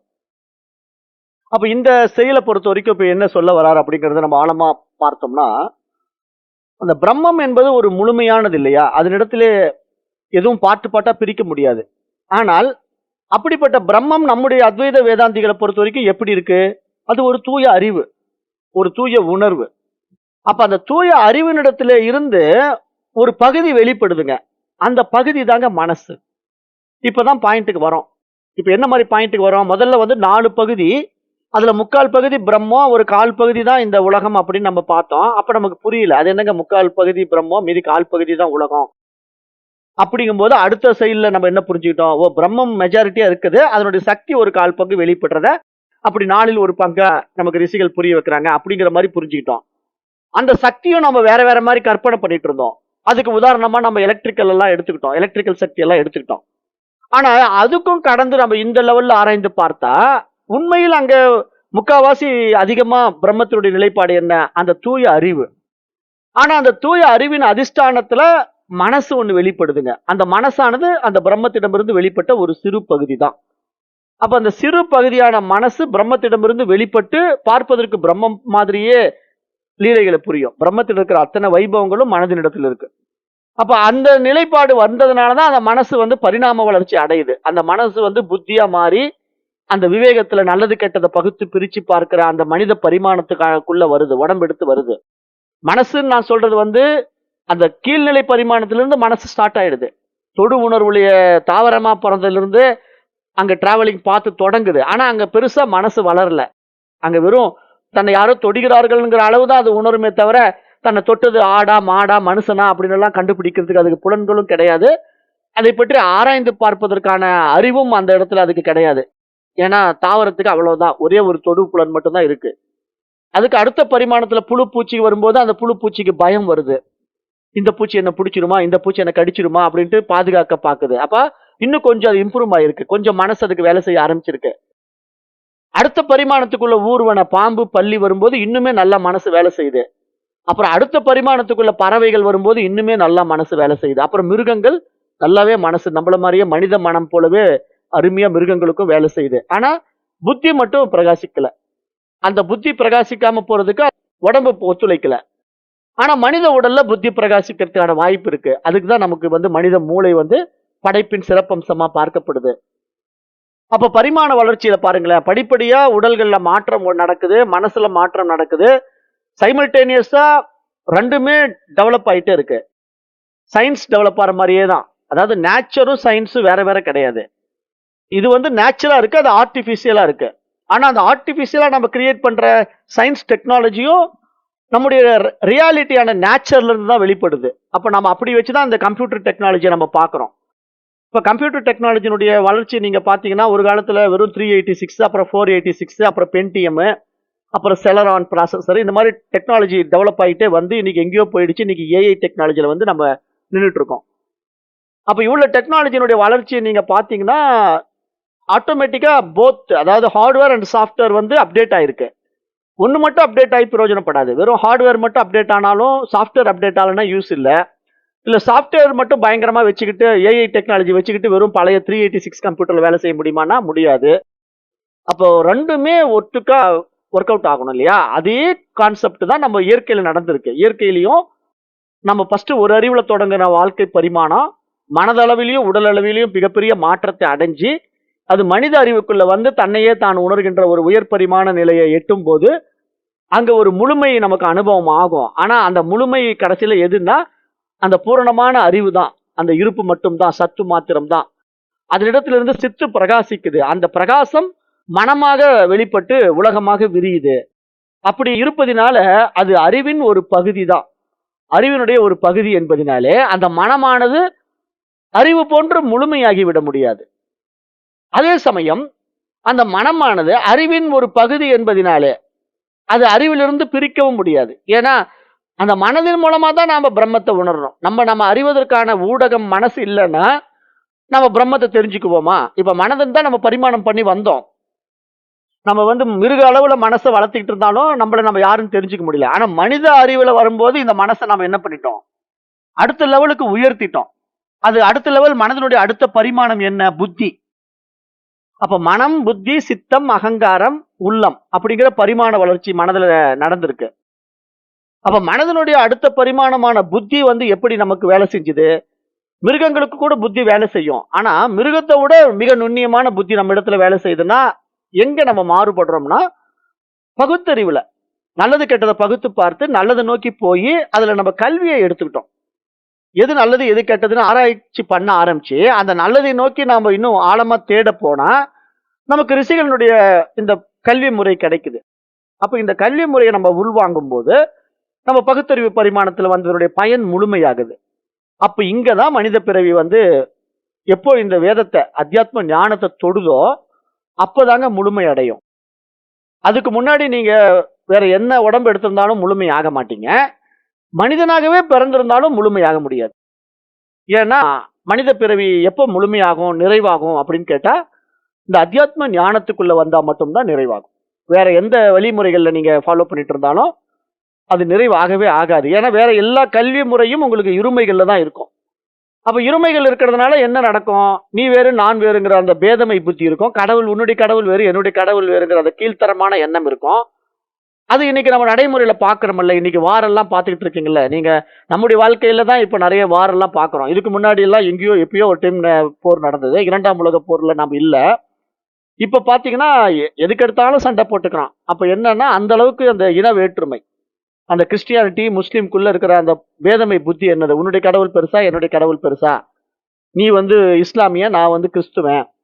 நீ வேற நான் வேற, உன்னுடைய கடவுள் வேறு என்னுடைய கடவுள் வேறுங்கிற அந்த பேதமை புத்தி தான் அந்த இன பேதமையை உண்டு பண்ணி அதை படுகொலையில முடிக்குது. எத்தனை கொலை கொள்ளை, நாட்டுல இவ்வளவு அக்கிரமங்கள் நடந்துட்டு இருக்குது. காரணம் என்ன?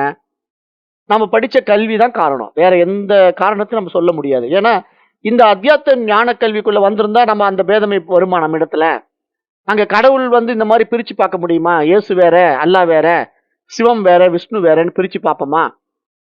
நம்முடைய இந்து தர்மமே வந்து கடவுளை பிரிக்க ஒத்துக்கிறது கிடையாது. சனாதன தர்மமே கடவுள் ஒருத்தர் தான், பிரம்மம் மட்டும் தான் சொல்லுது. அது நீ தான் சொல்லுது. மற்றபடி நீ சிவபெருமான கடவுளா பார்க்க கூடாது, விஷ்ணுவ கடவுளா பார்க்க கூடாதுன்னு சொல்லி கொடுத்துருது நம்முடைய சனாதன தர்மம். ஆனா அந்த சனாதன தர்மத்துல நம்ம கடவுளை பிரிச்சு பார்க்கிற அந்த நிலை ஏன் உண்டானது? ஆரம்பத்துல அந்த சாதகனுக்கான ஒரு பக்குவத்தை கொடுப்பதற்காக உண்டாக்கப்பட்டதுல போய் நம்ம சிக்கிக்கிட்டோம். அதுல இருந்து விடுதலை ஆக முடியல. விடுதலை ஆகாத தன்மை வந்து விவேகத்தை இழக்க வச்சிடுச்சு. அந்த விவேகமற்ற தன்மையில என்ன நடந்ததுன்னா நிறைய கடவுள்கள் வந்து விட்டார்கள். அவ்வளவுதான் நடந்தது. வேற ஒன்றும் நடக்கல. ஏகப்பட்ட கடவுள் வந்துட்டாங்க. தலையாய கடவுள்களாக இருந்த கடவுள் மாறி திருமண பக்கமெல்லாம் கடவுள் வர்ற மாதிரி ஆயிடுச்சு. ஆனா அது வந்து நம்முடைய வேத சாஸ்திரம் மறுப்பதில்லை. வேத சாஸ்திரம் என்ன சொல்லுதுன்னா இந்த ஈசாவாஸ்யம் இதம் சர்வம் என்று இருப்பதெல்லாம் இறைவன் தான் சொல்லுது. ஆனா எந்த அடிப்படையில சொல்லுதுன்னா பிரம்மத்தினுடைய சக்தியின் அடிப்படையில சொல்லுது. ஆனா அந்த சக்தியை வந்து அந்த பிரம்மத்தினுடைய ஒரே சக்தியாக தான் பார்க்கணுமே தவிர அதுல பிரிச்சு இது சிவசக்தி, இது அம்பாள் சக்தி, அது விஷ்ணு சக்தி, இது முருகன் சக்தி அப்படின்னு அந்த சக்தியையும் பிரிச்சு பிரிச்சு பார்க்கிற ஒரு அஜ்ஞானம் வந்து மேலோங்கும் போதுதான் நிறைய கடவுள்கள் உண்டாகி அப்புறம் அது அல்லாஹ் சக்தி, அப்புறம் இயேசு சக்தியா மாறி, அப்புறம் புத்த சக்தி, அப்புறம் வேற வேற சக்தி எல்லாம் வந்து அப்புறம் கடைசியில அவர்கள் எல்லாம் கடவுளாக்கப்பட்டு இங்க திருமண பக்கமெல்லாம் கடவுள். ஆனா உண்மையிலேயே எல்லா பக்கமும் கடவுள் இருக்கிறதுங்கிறத ஒரே தன்மையில உணர்றது தானே உண்மை கடவுள் தன்மை. அப்ப அதுதானே சனாதன தர்ம ரிஷிகள் சொல்றாங்க. அந்த உருவத்துக்குள்ள அந்த கடவுள் தன்மையை பார்க்க கூடாதுப்பா. கடவுள் என்பது ஒரு நிர்குண வடிவம், அது மின்சாரம் மாதிரி. அது வெளிப்படுகின்ற ஊடகம் தான் பல்பு மாதிரி வெளிச்சத்தை கொடுக்கும், ரேடியோ மாதிரி பாட்டு பாடும். அப்ப அது மாதிரி இந்த படைப்புல சூரியன் மாதிரி வெளிச்சத்தை கொடுக்கும், மரங்கள் மாதிரி பசுமையை கொடுக்கும், மலை மேகங்கள் மாதிரி மழையை பொழியும். ஆனா அந்த மழையா பொழிஞ்சாலும் பிரம்மம் தான், வெப்பமா வெயில் அடிச்சாலும் பிரம்மம் தான், காற்று அடிச்சாலும் பிரம்மம் தான், பஞ்சபூதங்களும் பிரம்மம் தான் அப்படிங்கிறத இப்படி புரிய வைக்கிறாங்க நம்ம ரிஷிகள். ஆனா அது ஊடகம் தான் அப்படி பஞ்சபூதங்களா இருக்கு. அந்த ஊடகத்தினால இந்த உடல்கள் படைக்கப்பட்டு இப்படி உலகத்துல விவகாரம் நடக்குது. அதெல்லாம் அந்த ஊடகம் தான் உண்டாக்குதே தவிர பிரம்மத்தினிடத்தில் மாற்றம் இல்லை அப்படிங்கிற ஒரு மிகப்பெரிய ரகசியத்தை நம்முடைய சனாதன தர்ம ரிஷிகள் சொல்லிட்டாங்க. ஆனா அது இடையில் வந்த சில இடைத்தரகர்களால மாற்றம் அடையப்பட்டு அதுல நிறைய கடவுள்கள் புகுத்தப்பட்டு அந்த கடவுள்களை வச்சு இன்னைக்கு காசு பண்ணிட்டு இருக்காங்க. அப்ப இன்றைக்கு பாத்தீங்கன்னா எல்லா கோயில்களிலும் அதான் கமர்ஷியல் ஆகி பிசினஸ் நடந்துட்டு இருக்கு. அப்ப நாம இந்த பாடத்திட்டத்துக்குள்ள வந்து இதெல்லாம் புரிஞ்சுக்கிட்டோம் அப்படின்னா திருப்பி நம்ம கீழ்நிலையில இறங்கக்கூடாது. நீங்க கீழ்நிலையில இறங்குனீங்கன்னா திருப்பி திருப்பி பிறவி வந்துகிட்டே இருக்கும். எப்ப வந்து உங்களுக்கு இருப்பு ஒன்றே அது சத்து மாத்திரமே அப்படின்னு தெரிஞ்சு போயிட்டா அந்த சத்துல நீங்க நின்னுக்கணும்.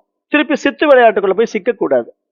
அந்த சித்து விளையாட்டுக்குள்ள போய் சிக்கிக்கிட்டு மீண்டும் மீண்டும் நீங்க வெளி உலகத்துல ஆர்வம் காட்டிக்கிட்டே இருக்கிற வரைக்கும் உங்களை மனசு வந்து இந்த மாதிரி விவகாரத்துக்குள்ள சிக்க வச்சுக்கிட்டே இருக்கும். வெளிப்பட்டு நீங்க வரவே முடியாது. ஏதோ ஒரு குறிப்பிட்ட நேரத்துல உடம்பு போயிடுச்சுன்னா மறுபிறவி வந்துடும். அப்போ ஒரு ஆப்பர்ச்சுனிட்டியை நம்ம மிஸ் பண்ணிட்டோம். இது மாதிரி ஒரு நல்ல கோல்டன் ஆப்பர்ச்சுனிட்டி நமக்கு கிடைச்சு அரிதான மனித உடல் கிடைச்சு அதுல பகுத்தறிவு பரிமாணம் உயர்ந்து அதுல அத்வைத ஞானமும் நமக்கு கண்ணு முன்னாடி கொண்டு வந்து நிறுத்தி அதுல நமக்கு பாடமும் உள்ள போய் ஆனா அதை பயன்படுத்த தெரியாம மண்டையை போட்டோம்னா அடுத்த பிறவி மீண்டும் உண்டு. ஆனா அந்த பிறவி வந்து திருப்பி நம்முடைய கர்மாவை பொறுத்து மாறிடும். ஏன்னா நம்ம அத்வைத ஞானத்துக்குள்ள வந்து அந்த ஞானம் முழுமை அடைஞ்சிட்டா ஏதோ அடுத்த பிறவி உடனே நமக்கு சீக்கிரம் அந்த இதை எடுத்துட்டு வந்துடும். ஆனா நம்ம அரைகுறையா புரிஞ்சுக்கிட்டு உடம்பு விட்டுட்டோம் அப்படின்னா இந்த ஞானம் வந்து நமக்கு வேலை செய்யாம போயிடும். வேலை செய்யாம போறதுனால மனித உடல் கிடைக்கும். ஆனா திருப்பி நம்ம வந்து இதை அடையறதுக்கு மீண்டும் போராடணும். அது திருப்பி எப்படி ஒரு மனித பிறவி நடக்குமா, இன்னும் எத்தனை மனித பிறவி தேவைப்படும் சொல்ல முடியாது. அப்ப இதெல்லாம் நம்ம மனதுக்குள்ள வச்சுக்கிட்டு ஏன் இதெல்லாம் நான் சொல்றேன் அப்படின்னா அந்த மனம் அப்படிங்கறத வந்து அந்த அறிவினுடைய பிரகாசமா வெளிப்பட்டு காணப்படுவதனால மனதனுடைய அந்த வியாபகம் வந்து பல விவகாரங்களுக்கு நம்மை உட்படுத்துவதனால அந்த விவகாரங்கள் எல்லாம் உண்மை போல நமக்கு தெரிவதனால அதுல போய் நம்ம சிக்கிக்க கூடாது. நமக்கு கொடுக்கப்பட்ட பகுத்தறிவு பரிமாணத்தை பயன்படுத்தி அது பொய்யா உண்மையாங்கிறத கண்டுபிடிக்கிறதுல தான் நமக்கு அந்த நித்திய அனித்திய வஸ்து விவேகமே உருவாகும் என்று ஒரு உயரிய விஷயத்தை ரிஷிகள் இங்க உணர்த்துறாங்க.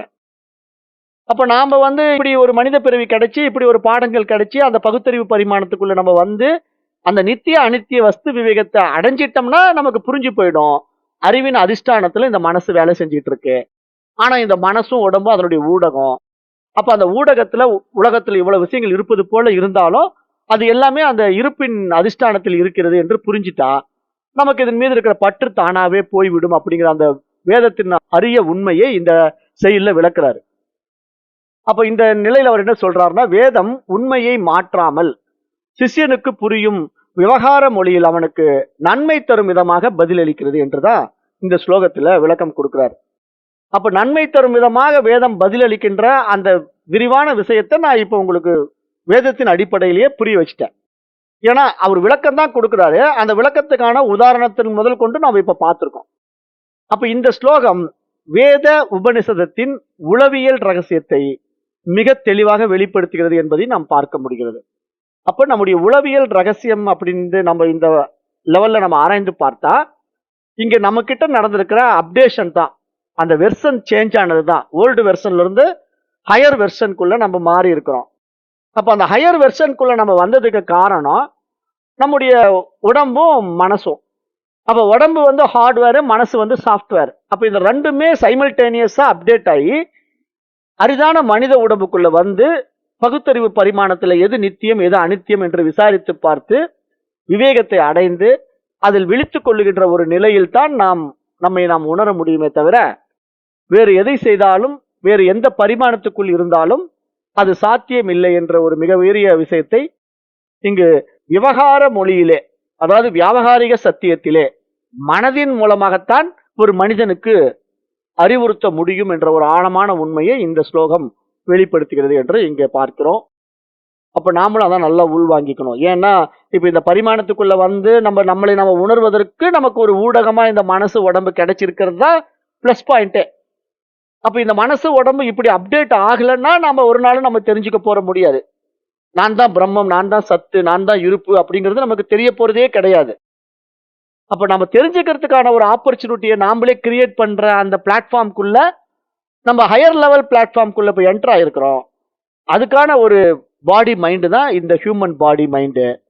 அதே சமயம் அந்த ஹியூமன் பாடி மைண்டு மட்டும் இருந்தா போதுமானா இல்ல, அதுக்கான லெசன்ஸும் கொடுக்கப்பட வேண்டும். பாடி மைண்டு பார்க்கறதுக்கு மனிதன் மாதிரியே இருந்தாலும் அந்த மனிதனுக்கான பகுத்தறிவு என்பது அவன் படிக்கின்ற பாடங்களை பொறுத்து தான் இருக்கிறதே தவிர, அவன் உதவாக்கரை பாடங்களை படித்து விட்டா அங்க இருமைகள் உண்டாகி அதன் மூலமாக நீ வேறு நான் வேறு என்ற வேற்றுமை எண்ணத்தினாலே விவகாரத்தை வந்து மாற்றி செய்வான். அப்படி மாற்றி செய்கின்ற விளைவுகளைத்தான் நாம் இன்று பார்த்து கொண்டிருக்கிறோம். அதுதான் இந்த உலக போராக மாறிக்கொண்டிருக்கிறது. அதாவது உலகத்துல போர்களாக நடந்து கொண்டிருக்கிறது. ஆனா அதை உயரிய அத்வைத ஞானத்துக்குள்ள வந்து நீங்க பாத்தீங்கன்னா, நீயும் நானும் வேறு வேறு இல்ல. உடல் அளவில் நாம மாறி மாறி உபகாரமா உலகத்துக்கு இருந்தாலும் அதிஷ்டானமாக இருக்கின்ற அந்த இருப்பு ஒன்று மட்டுமேன்னு புரிஞ்சுக்குவோம். மின்சாரம் ஒன்று மட்டுமே. பல்பு வெளிச்சத்தை கொடுக்கும், ஃபேன் காற்றை கொடுக்கும், ரேடியோ பாட்டை பாடும். அதனால என்ன, அதாவது அந்தந்த உபகரணத்துக்கான வேலையை செய்யுது. ரேடியோன்னா அது பாடத்தான் செய்யும், ஃபேன்னா அது காத்து கொடுக்கத்தான் செய்யும், பல்புன்னா அது ஒளியை வெளிப்படுத்தத்தான் செய்யும். அது மாதிரி சூரியன் என்றால் வெளிச்சத்தை கொடுத்து தான் செய்யும், சந்திரன் என்றால் இரவு நேரத்துல ஒரு குளுமையாக இருக்கத்தான் செய்யும். அப்ப பூமின்னா அது இப்படித்தான் இருக்கும், பூமியினுடைய காலங்கள் இப்படித்தான் மாறும், பருவ காலங்கள் இப்படித்தான் மாறும், அதுல மனிதர்கள் என்றால் இப்படித்தான் இருப்பார்கள் அப்படின்னு நமக்கு எல்லாம் புரிய வந்துடும். புரிய வந்த உடனே நாம என்ன புரிஞ்சுக்குவோம், அப்ப இந்த உலகம் என்பது அந்த அதிஷ்டானத்தின் மீது ஏற்றி வைக்கப்பட்டு இவ்வாறு மாறி மாறி தோன்றிக் கொண்டிருக்கிறது. ஆனால் இதையெல்லாம் அந்த அறிவின் அதிஷ்டானத்திலே நிகழ்கின்ற தோற்றம் மாத்திரமே அப்படிங்கிற ஒரு உயரிய பரிமாணத்துக்குள்ள நம்ம வந்துட்டோம் அப்படின்னா இதனால் நாம் பாதிக்கப்பட மாட்டோம். அதனாலதான் இங்க பிரம்மம் வந்து நிரம்சம் அப்படின்னு இந்த இடத்துல செயல்ல சொல்றாரு, அதாவது பகுதிகள் அற்றது அப்படின்ட்டு. மேலும் அந்த சிஷ்யன் இடத்துல புரிய வைக்கணுங்கிறதுக்காக அவனை முழு சிந்தனையை தூண்டுவதற்கான ஒரு ஸ்லோகமாக இதை வடிவமைச்சு அவர் வெளியே கொடுக்கிறார் என்று பார்க்கிறோம். அதற்கு ஆதாரமாக ஸ்ருதி வேதத்தை எடுத்துக்கொள்கிறார். அந்த வேதத்தை வழிகாட்டியாக வைத்துக்கொண்டு அந்த உண்மை என்றும் மாறாதது என்று நிரூபிக்கிறார்.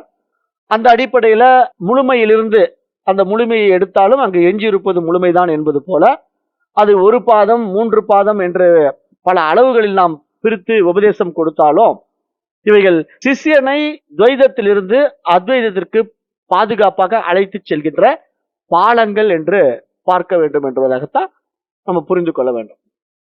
அதாவது அறியாமையில் இருக்கின்ற ஒரு சிஷ்யனை அந்த அறிவை காட்டி கொடுப்பதற்கான ஒரு பாலமாகத்தான் இந்த மாதிரி பாடங்கள் எல்லாம் நமக்கு கொடுக்கப்பட்டு அதுல பல விவகாரங்களை கொடுக்கப்பட்டு அதை விரிவாக விளக்கப்பட்டு நம்மை அந்த உயர் பரிமாண நிலைக்கு ஞானிகள் உயர்த்துகின்றார்கள் அப்படிங்கிற ஒரு உண்மையை நம்ம இந்த செயல்ல பார்க்க முடியுது. அப்ப இந்த செயலுக்கு உண்டான நிதித்தியாசனம் என்ன அப்படின்னு கேட்டீங்கன்னா, இப்ப நம்ம இது மாதிரி விஷயங்களை கற்றுக்கொள்வதற்கு நமக்கு மொழி அறிவு தேவைப்படுது. அப்புறம் அந்த மொழி அறிவு வந்து எந்த கல்வியின் அடிப்படையில அந்த மொழி நமக்கு பயன்படுது என்று நம்ம பார்க்க வேண்டியிருக்கு. அதாவது இப்ப நம்ம வந்து எத்தனையோ பிறவி எடுத்திருக்கலாம், மனித பிறவி கிடைச்சிட்டா மட்டும் போதுமானா இல்லைன்னு சொல்லிட்டோம். அந்த மனித பிறவிலேயே மனிதன் கற்றுக்கொள்ள வேண்டிய கல்வி வந்து என்றென்றும் அழியாத கல்வி, ஞான கல்வி கற்றுக்கொள்ள வேண்டும். தற்காலிகமாக அதாவது உலகியல் வாழ்க்கைக்கான கல்வி வந்து பயன் கொடுக்காது. அது உலகியல் வாழ்க்கை வேணா வாழலாம், அது ஒழுங்கா வாழ முடியாது, வாழ்வதற்கும் விடமாட்டார்கள். ஏன்னா இப்ப நீங்க உலகியல் கல்வி கற்றுக்கொண்டவெல்லாம் அந்த கல்வியின் அடிப்படையில அறிவாளிகளா மாறி இருந்தான்னா இந்த மாதிரி அக்கிரமங்கள் எங்க நடக்காது இல்லையா? நாட்டுல எங்க போதாலும் கலப்படம், கொலை, கொள்ளை, அப்புறம் போர், அப்புறம் யாரை எப்படி அழிக்கிறது அப்படிங்கிற அந்த இன வேற்றுமை, மத வேற்றுமை, அந்த தாழ்வு புத்தி வராது. அப்ப அங்க கல்வி வந்து ஃபெயிலியர் ஆயிடுச்சு. டோட்டலா நம்முடைய எஜுகேஷன் சிஸ்டம் வந்து not only Indian education system, world wide அந்த எஜுகேஷன் சிஸ்டம் வந்து ஃபெயிலியர் ஆனதுனால தான் இப்படி மனிதர்களிடத்துல இவ்வளவு காழ்ப்புணர்ச்சி. ஆனா இதுல அடிப்படையா நம்முடைய ஆன்சியன்ட் இந்தியன் எஜுகேஷன் சிஸ்டமான இந்த அத்வைத சாஸ்திரம் இருக்கு இல்லையா, பழைய பாரம்பரிய கல்வி முறை, இது ஒன்று மட்டும்தான் நமக்கு உண்மையை உணர்த்துகின்ற உயரிய கல்வி என்பதனால இந்த கல்வியை கற்றுக்கொள்வதற்கான ஒரு மொழி அறிவு நமக்கு தேவைப்படுது. அது நம்முடைய தாய்மொழியில கற்றுக்கிட்டா ஈஸியா இருக்கும். அது மூலமொழி எதுவாக இருந்தாலும் அதை எடுத்து நமக்கு புரிகின்ற தாய்மொழியில நம்ம அதை கத்துக்கிட்டா நம்ம மனசுல சீக்கிரம் போய் பதியுங்கிறதுனால இப்ப இந்த வேத சாஸ்திரங்களை எல்லாம் நம்ம மொழி அறிவுல மாற்றம் செய்து நம்ம படிச்சுக்கிட்டே வந்தாலும் இங்க வேறுபாடுகள் என்பது அந்த மொழிக்கும் அந்த உண்மைக்குமான வேறுபாடு தான். ஆனா உண்மையை வெளிப்படுத்துவதற்கான இந்த வேறுபாடுகள் இருப்பது போல தோன்றினாலும் உண்மையில் அந்த இருப்பை வெளிப்படுத்துவதற்கான ஒரு வேறுபாடாகத்தான் அதை பார்க்க வேண்டுமே தவிர அதனால் அந்த இருப்பையே பிரம்மத்தையே வேறுபடுத்தி பார்க்க கூடாது அப்படிங்கறதா நீங்க இங்க நிதித்தியாசனமா எடுத்துக்கணும். அப்ப இந்த உபதேச வாசகம் படிக்கும் போது அது ஒரு குறிப்பிட்ட அளவுக்குள்ள அதை அடக்க முடியாது. அதை நம்ம உணர்ந்து கொண்டா அந்த நிலைப்பாடு உண்மையில் ஒரு அளவு அல்ல, அது மனதிற்கான ஒரு வழிகாட்டி என்பதாகத்தான் பார்க்க வேண்டும். அதாவது அந்த வழிகாட்டியை தெரிஞ்சுக்கிட்ட பிறகு அதை விட்டு விட்டு அளவில்லாத இருப்பில் நாம் இருக்க பழகி கொள்ள வேண்டும். இதுதான் நம்ம ஏற்கனவே நிறைய விஷயங்களை நான் பேசும்போது சொல்லுவேன். வழிகாட்டியை பார்த்து நின்றுடக்கூடாது. அந்த வழிகாட்டி வந்து இந்த பக்கம் போனா கோயம்புத்தூர்னு காட்டும், அந்த பக்கம் போனா சேலம்னு காட்டும். நீங்க எங்க போகணும்னு உங்களுடைய டெஸ்டினேஷனை தீர்மானிச்சுட்டு அந்த பக்கம் நீங்க நகர்ந்தால் தான் அந்த ஊர் போய் சேர முடியும். ஆனா வழிகாட்டி எனக்கு காட்டி கொடுத்துருச்சின்னு சொல்லிட்டு வழிகாட்டியை பிடிச்சிக்கிட்டு நிக்க கூடாதுங்கிற மாதிரி இங்கேயும் வேத சாஸ்திரங்களை உபதேசிக்க வந்த குருமார்களையோ பிடித்து கொண்டு நின்று விடக்கூடாது. அவர்களெல்லாம் வழிகாட்டிகள் தான். ஆனா அந்த வழிகாட்டியை தெரிந்து கொண்டு அந்த வழியில் நாம் பயணித்து நம்முடைய இலக்கை நாம் அடைந்து விட வேண்டும். அதை புரியாம அங்கேயே நின்று விட்டால் நாம் அந்த பிறவியை வீணாக்கி விடுவோம். அதுவும் நம்ம புரிஞ்சுக்கணும். ஏன்னா எதுலையுமே போய் பாண்டோ ஒரு பவுண்டரிக்குள்ளேயோ சிக்கக்கூடாது. அதுதான் இங்க அத்வைதிகள் கொடுக்குற ஆழமான உண்மை. அத்வைத குருமார்களை பொறுத்த வரைக்கும் எந்த சிஷ்யர்களையும் தனக்குள்ள வச்சுக்க மாட்டாங்க, தக்க வச்சுக்க மாட்டாங்க. அவனை காட்டி கொடுத்துட்டு அது நீதான்ப்பான்னு சொல்லிட்டு அனுப்பிச்சிடுவாங்க. அதை வச்சுட்டு நீ என் கூட இருந்து வேலை செய்ய, என் கூட 12 வருஷம் இரு, எனக்கு பணிவிடை செஞ்சுக்கிட்டு, எனக்கு கால் அழுத்தி விடு, எனக்கு கை அழுத்தி விடு, என்னுடைய மாட்டுக்கு பால் கறந்து கொடு, அப்படிங்கிற மாதிரி சிஸ்டம் எல்லாம் இங்க அத்வைத குரு கிட்ட கிடையாது. ஏன்னா அத்வைத குருங்கிறவர் வந்து ஒரு ஃபைனலா ப்ரொஃபஸர் ஸ்டேஜ்ல வர்றதுனால அவர்கிட்ட வந்த உடனே இதுதான்ப்பா உண்மை, இவ்வளவுதான், இது தெரிஞ்சுக்கிட்டியா நீ போயிட்டே இரு அப்படின்னு அனுப்பிச்சிடுவாங்க. ஆனா பேசிக் குருமார்கள் தான் கூட பசங்களை வச்சுக்கிட்டு இன்னும் அடுத்தடுத்த லெவலுக்கு கையை பிடிச்சி எழுதி கொடுத்து கூட கூப்பிட்டு போயிட்டு இருப்பாங்க. அப்ப அந்த மாதிரி நாம வந்து படிப்படியா பல குருமார்களை சந்திச்சு வந்தாலும் அத்வைத குரு கிட்ட வந்துட்டா அந்த குருவை பிடிக்க கூடாது. ஏன்னா அவர் வந்து காட்டி கொடுத்துருவார், அவ்வளவுதான். அவர் மூலமா அந்த விஷயத்தை தெரிஞ்சுக்கிட்டு நாம அடுத்த நிலைக்கு போய்கிட்டே இருக்க வேண்டியதான். அதாவது ப்ரொஃபஸர் லெவல்ல இருந்து ஒருத்தர் டீச் பண்றாரு, அங்க வர்ற ஸ்டூடெண்ட்டும் அந்த ப்ரொஃபஸருக்கான எலிஜிபிலிட்டியில தான் வரான். அவன் முன்னாடி +2 படிக்கிறதுக்கோ 10th படிக்கிறதுக்கோ அந்த ப்ரொஃபஸர் கிட்ட வரமாட்டான். அதாவது ஒரு பிஹெச்டி ப்ரொஃபஸர் கிட்ட ஒரு ஸ்டூடெண்ட்டுக்கு என்ன வேலை, ஐயா உங்களை மாதிரி நானும் ப்ரொஃபஸர் ஆகணும் அப்படின்ட்டு வரான். அப்போ உடனே அந்த பிஹெச்டி ப்ரொஃபஸர் என்ன பண்ணுவாரு, நீ 10th படிச்சுட்டு வரலாம் சொல்ல மாட்டார். அவன் ஏற்கனவே 10th +2 டிகிரி எல்லாம் முடிச்சு எலிஜிபிள் இருக்குங்கிறதுனால அவனை டைரக்டா பிஹெச்டியில நீ இந்த சப்ஜெக்ட் எடுத்து படிச்சு நீ மாஸ்டர் ஆயிடுன்னு சொல்லிட்டு அவரை மாதிரியே தயார் பண்ணி அவனை இவர் பிஹெச்டி டாக்டரேட் வாங்கின மாதிரி அவனையும் பிஹெச்டி டாக்டரேட்டா மாத்தி அனுப்பிச்சிடுவார், அவ்வளவுதான். அதுக்கப்புறம் 2 பேரும் அங்க சந்திக்கிறதுக்கு ஒண்ணுமே இல்லை. ஆனா அதுக்கு முன்னாடி நீங்க அடுத்தடுத்த ஆசிரியரை சந்திச்சு தான் ஆகணும். ஏன்னா அது வந்து பேசிக் லெவல், இங்க வந்து ஹையர் லெவல். அதாவது இது எதுக்கு இப்படிலாம் நான் சொல்றேன்னா, இப்போ மாடர்ன் எஜுகேஷனோட கம்பேர் பண்ணா ஸ்பிரிச்சுவல் எஜுகேஷன்ல நம்ம அத்தியாத்ம ஞானம் எங்க நிக்குது அப்படிங்கிறதுக்காக சொல்றேன். அத்தியாத்ம ஞானம்ங்கிறது அந்த ஹையர் லெவல் பிஹெச்டி லெவல்ல நிக்குது. அங்க வந்துட்டா அதுக்கு மேல படிக்கிறதுக்கு ஒண்ணும் இல்லை. அதை படிச்ச உடனே நீங்களே அந்த பிரம்மம் ஆயிடுறீங்க. அதை சொல்லி கொடுக்கறதும் பிரம்மம், அதை படிச்சவனும் பிரம்மம். அப்ப சர்வம் பிரம்மமயம். இப்ப புரியும் நினைக்கிறேன். ஏன்னா இங்க பிஹெச்டிக்குள்ள வந்த பிறகு இங்க குரு சிஷ்யன் கிடையாது. இங்க நான் குரு நான் சிஷ்யா. அதுக்கு கீழே வேணா குரு இருப்பார், சிஷ்யன் இருப்பான். ஏன்னா அங்க வந்து அவன் ஒபே பண்ணணும் குருவுக்கு, அப்பதான் குரு சொல்லி கொடுக்குறது அவனுக்கு புரியும். பட் இங்க வந்து குருவும் சிஷ்யனும் சமம், ஏன்னா இருவரும் பிரம்மம். அப்ப இந்த நிலையில இங்க பேதமை இல்லை. நீ வேறு நான் வேறு என்ற தாழ்வு மனப்பான்மை கிடையாது, உயர்வு தாழ்வு கிடையாது, எல்லாமே நியூட்ரல் ஆயிடும். அப்ப இங்க குருவும் பிரம்மம், அதை கற்றுக்கொள்ள வந்த சிஷ்யனும் பிரம்மம். அப்ப சர்வம் பிரம்மமயம். அதை தான் குரு கிட்ட இங்க வந்த உடனே ஒரே உபதேசம், தத்துவமசி. எப்பயுமே அத்வைத குருமார்கள் வந்து ஒரு உபதேசம் தான் பண்ணுவாங்க, அந்த ஒரே மகா வாக்கியம் தான் தத்துவமசி. வேற குருமார்கள் கிட்ட போனா பல உபதேசங்கள் பண்ணிட்டே இருப்பாங்க. இந்த கோயிலுக்கு போயிட்டு வா, அந்த கோயிலுக்கு போயிட்டு வா, மாரியம்மனை கொஞ்ச நாள் வணங்கிட்டு வா, அப்புறம் காளியம்மாளை கொஞ்ச நாள் கும்பிட்டு வா, அப்புறம் நீ இந்த கோயிலுக்கு போய் கிரிவலம் வா, அதனால உனக்கு அந்த நன்மை உண்டாகும், அந்த கோயிலுக்கு போயிட்டு மலை ஏறிட்டு வா, அதனால உனக்கு இப்படி ஒரு நன்மை உண்டாகும் அப்படின்னு உங்களை அப்படி இப்படின்னு அலக்களிக்க விடுவாங்க. அதெல்லாம் கொஞ்சம் உங்களுக்கு உடல் ரீதியாகவும் மன ரீதியாகவும் தயாராகுவதற்கான பயிற்சி முறைகளாகத்தான் அதை எடுத்துக்கலாமே தவிர அதனால நீங்க உங்களை தெரிஞ்சுக்கலாம் முடியாது. அப்ப அந்த லெவல்ல நீங்க அப்டேட் ஆகி நல்லா அடி வாங்கி அந்த அனுபவங்கள் கற்றுக் கொடுத்த பாடத்துல இது எனக்கு போதுமானதா இல்ல, இதுக்கு மேல ஏதோ இருக்குன்னு தேடுவீங்க பாத்தீங்களா, அப்பதான் அடுத்த லெவல் குரு உங்களுக்கு வருவாரு. அப்படிதான் இது அப்டேட் ஆகி வர முடியும். அப்படிதான் இந்த பாடமும் இருக்கு. அப்படி வந்து நீங்க கடைசியா இந்த உபதேசத்துல என்ன சொல்றாருன்னா, அந்த வழிகாட்டியை மெதுவாக விட்டுவிட்டு அளவில்லாத இருப்பில் நீ சில நொடிகள் நிலை பெறுவாயாக என்று இங்க நிதித்தியாசன உபதேசமா புரிய வைக்கிறார். அப்புறம் சாதகனுக்கான உபதேச குறிப்பு என்ன சொல்றாருன்னா, அது போன்ற வேத வார்த்தைகளை தத்துவமசி என்ற மகா வாக்கிய உபதேசங்களை சர்ச்சைக்காக பயன்படுத்தாது. அது மனமாற்றத்திற்கான உபதேச படிகளை உனக்கு உள்வாங்குவதற்கான ஒரு உபதேசமாக எடுத்துக்கொண்டு அந்த இறுதி உண்மையை நீ பிடிக்க கற்றுக்கொண்டால் உன்னுடைய பயணம் நின்றுவிடும் என்று புரிய வைக்கிறார். சாதகனுக்கான உபதேசத்துல தத்துவமசிங்கிற ஒரு மகா வாக்கியம் உள்ள போச்சுன்னா அது வந்து ஒரு சர்ச்சைக்கான வார்த்தையை பயன்படுத்தக்கூடாது. அதாவது தத்துவமசினா அதுவே நீ அப்படிங்கிற ஒரு வார்த்தையை கேட்டுட்டு அது எப்படிங்க அதுவா நானாக முடியும், அது எப்படிப்பட்ட ஒரு பிரம்மாண்டம், நான் எப்படிப்பட்ட சாதாரண ஆளு, அது சர்வக்னன் நான் கிஞ்சிக்னன் அப்படின்னு கேட்டுக்கிட்டு ஒருத்தன் வரான்னு வச்சுங்களேன், அவனுக்கு வந்து எடுத்த உடனே வேதாந்த சாஸ்திரம் உள்ள போகாது. ஏன்னா அவன் இன்னும் டுவாலிட்டிக்குள்ள இருக்கிறான். அப்ப அவனுக்கு அப்டேட் பண்றதுக்கு என்ன பண்ணுவாங்கன்னா யோக மார்க்கத்துல கொண்டு போய் விட்டுருவாங்க. அதாவது அவனை இன்னும் செதுக்கணும். அப்ப அவன் இன்னும் பல பயிற்சிகள் முயற்சிகள் தியானங்கள் எல்லாம் பண்ணி அவன் டெவலப் ஆகி அப்புறம்தான் இங்க வரும்போது அவனுக்கு புரியும். அப்ப இதெல்லாம் ஒரு ப்ராசஸ்ங்க. அதாவது நம்ம ப்ராசஸ் வந்து உடனே நடந்துடாது இல்லையா. ஒரு பால் வந்து தயிரா மாறணும்னா அப்படியே மேஜிக் மாதிரி தயிரா மாறிடாது. அந்த பாலை சூடுபடுத்தி அப்புறம் அந்த பால்ல கொஞ்சோண்டு தயிரை ஊத்தி புற ஊத்தி அப்புறம் அந்த தயிரானது அந்த நல்லா இதான பிறகு அப்புறம் தயிரா மாறும். அதுல இருந்து திருப்பி நம்ம வெண்ணெய் எடுத்து அப்புறம் நெய் எடுக்கணும். அதாவது ஒரு பாலுக்குள்ள நெய் இருக்கு அப்படிங்கிறத நம்ம கண்டுபிடிக்கணும் இல்லையா. அதுதான் திருநாவுக்கரசர் பாடுறாரு, விறகில் தீயினன் பாலில் படு நெய் போல் மறைந்து நின்றுள்ளன் மாமணி ஜோதியான். தேவாரத்துல பாடுவாரு திருநாவுக்கரசர். அப்போ பாலில் படு நெய் போல், அப்ப பாலுக்குள்ள இருக்கிற நெய்யை நீங்க உடனே கண்டுபிடிச்சிட முடியாது, அதுக்கு ஒரு ப்ராசஸ் இருக்கு. அது மாதிரி நமக்குள்ள இருக்கிற அந்த ஆத்மா நான் தான் என்று உணர்வதற்கு ஒரு ப்ராசஸ் இருக்கு. ஆனா அது நம்ம உடனே வந்துட முடியாது, ஸ்டெப் பை ஸ்டெப்பா தான் வரணும். ஆனா அதுக்கான ப்ராசஸிங்ல நம்ம இருக்கணும், இல்லாமலாம் வர முடியாது. இதுதான் ப்ராசஸ் தெரிஞ்சுக்கிட்டு இப்ப நீங்க வந்து பால்ல தான் நெய் இருக்குன்னு தெரிஞ்சிடுச்சுங்க, ஆனா பாலை வாங்கி நான் சும்மாவே வச்சுக்கிட்டு இருப்பேன் அப்படின்னு அந்த பாலை நீங்க வீட்டுல சும்மாவே வச்சுக்கிட்டு இருந்தா என்ன ஆகும், கெட்டு போயிடும். அது மாதிரி இப்ப நிறைய பேருக்கு மனித உடல் கிடைச்சாலும் அந்த மனித உடலை இந்த மாதிரி ப்ராசஸ்க்கு பயன்படுத்தாம சும்மாவே வச்சுக்கிட்டு இருந்தா என்ன ஆயிடுறாங்க, செத்து போயிடுறாங்க. இவ்வளவுதானே.